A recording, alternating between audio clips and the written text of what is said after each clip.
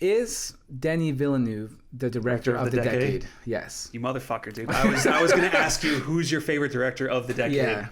So is Denis Villeneuve the director of the decade? I'm tempted to say yes. Okay. Because he's done exceptional work while working in different genres, and I think each movie he's done, maybe not each movie he's done, because I think I like Sicario better than Arrival, but I feel like he's just gotten better and better and better. And Blade Runner to me was a leap forward for him in terms of scale and budget and visual effects, things like that, because like he hadn't really done work like that before. No, it was more like kind of grounded story-driven stories. I mean, like, Arrival was hard sci-fi. It was hard sci-fi for sure. And this is no disrespect to him. This is just kind of how I looked at it.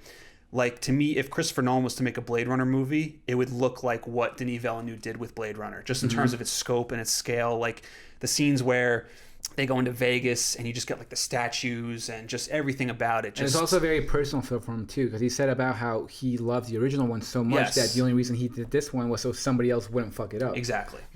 For me, doing Blade Runner was the other way around. I mean, I do it because I deeply love the first movie so much. I don't want somebody else to fuck it up. I want to give everything, knowing that I will probably be banned for cinematic community. About everybody gonna hate me because I dare to do that but there was like a strong call to do it, thing, and I agreed before I was able to do it because I made peace with the idea that it might be in my last film. You know, and that's putting a lot of pressure on your shoulders. Yeah, absolutely. But the reason I asked that was because, like, I think it's what you said about how he does different genres. I don't necessarily think he did that many genres. I think he kind of stayed more in like the lines of, because when you look at like Sicario, you know, Prisoners, Arrival, right, Blade Runner 2049, or even like Enemy. Do you remember Enemy? I do, yeah, Jake Gyllenhaal, yeah. Like these were kind of more very like complex, thought-provoking, sort of darker stories and sci-fi stories. So he didn't really do his like I would say Christopher Nolan.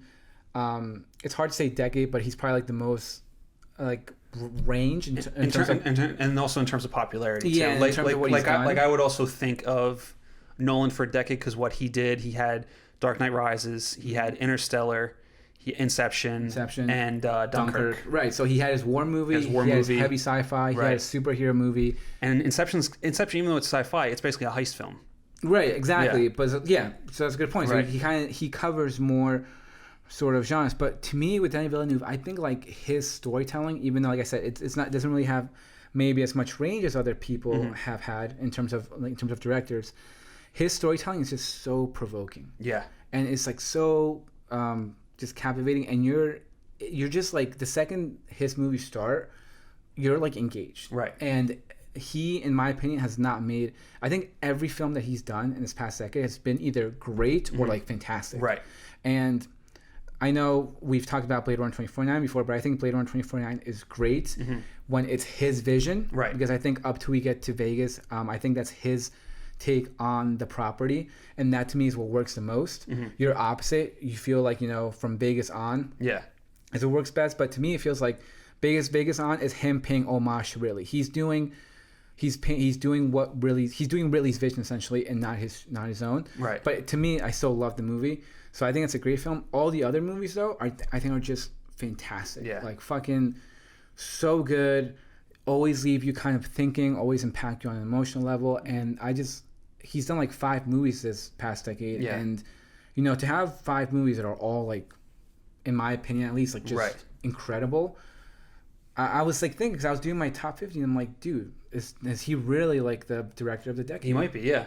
Also because it's you know, if it's not him, I would say Nolan, but you could also argue that Nolan like did a fantastic job the decade before. That's what I'm saying. With some of the movies that he had that when you look at overall like body of work, yeah, I think it's probably going to be Nolan, because not just because of what he did, but also because of his range and how he's essentially covered so many different genres. Right. I need for him to do a fucking horror film. That's what that would be amazing.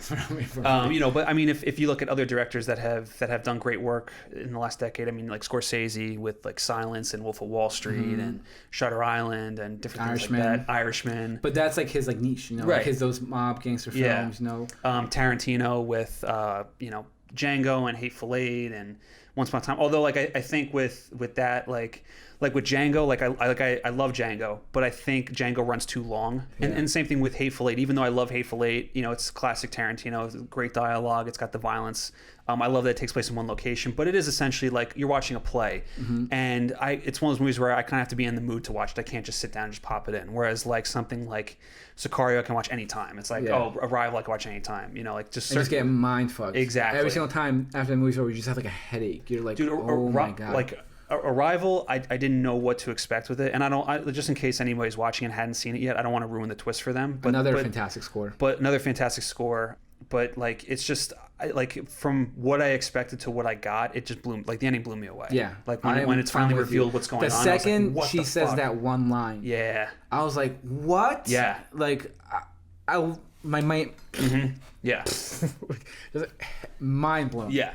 And the other reason why I would also say that he's the director of the decade is because he's fully on my radar now, that whatever he comes out with, I have to see. Like, I mean, even after seeing Sicario, like I was like, Sicario's a fucking awesome movie. But it's like you still like he did great with that, but is he gonna do great with the next one? Is he gonna do great with the next one? And it's like the fact that he's just had like these hits nonstop. It's like he's now one of those guys that same thing with Nolan or Tarantino or Scorsese. Anytime he releases a movie, I have to go see it. Again, and it's that same notion. Like I saw these movies, I'm like, these are good. So then I went back and watched his older films, like some of his French films, which are just again, it's all very story driven and very engaging. Right. Like I don't think I've seen a single movie of his that I didn't like. Yeah. You know, I think, like I said, in terms of the past decade, I thought maybe the least you can probably rank a movie is great. Yeah. And then like all the other ones are fantastic. But in terms of his body of work that I've personally seen, solid. Right. Good. Really good.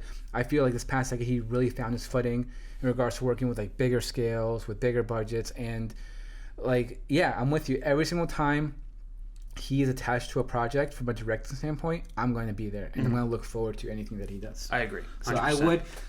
So I would say that he's the director of the decade. I probably would agree with you without like actually doing like research on it, just off the top of my head. Probably, yeah. Definitely.